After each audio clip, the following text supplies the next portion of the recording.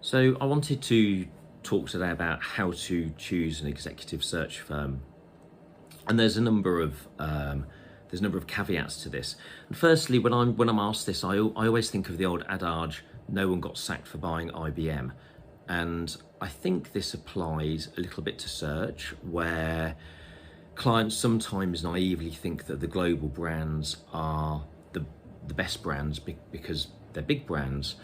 And the reality of that is they're not. They are the companies that have got the best marketing budgets or the biggest marketing budgets, and aren't necessarily going to be the ones to deliver in the same way IBM doesn't deliver the best kit.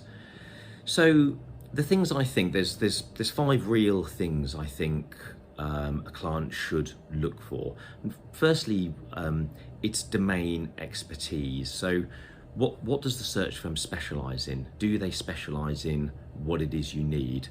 So we tend to work with scaling tech organisations, both B2B and B2C.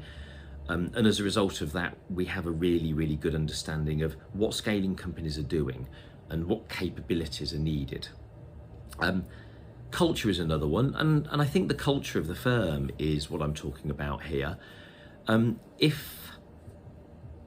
If you work with a partner who is out of sync with you, that will cause frustration. And typically speaking, the clients we work for are agile and fast-paced and aggressive, and time to growth and hire are real issues. And as a result, we have to replicate that, which is often why we tend to deliver shortlists in 6 weeks rather than 6 months, for example. But getting the culture right is super key. You have to gel with not just the company you're working with, but the consultant who's leading that as well. Transparency is another big one. Your search company should be having weekly briefings with you, weekly debriefings. They should be sharing knowledge with you as to what the market is saying about your brand, what it's saying about the salary. All of these things will allow you to fine-tune the search as you go along. And they should be sharing information as well. A really easy way to do this is with Excel spreadsheets. There's not really any reason not to do this. And it may well be that a client even knows some of the candidates being targeted and has some insight. And given it's a collaborative project, I think the more transparency, the better, because everybody's agenda is aligned. Expertise is the next one. And when I say expertise, I'm talking about functional expertise. So we are specialists in marketing and product management. We don't take searches on for technical roles or finance roles or people management roles, because we don't understand the functions.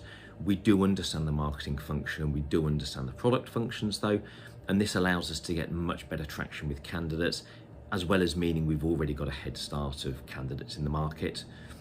And then timing. Timing is the final thing, which I've alluded to a little earlier. Realistically speaking, your search firm should be able to deliver you a shortlist in 6 to 8 weeks. If they're not able to commit to that, I would be asking some of the questions why.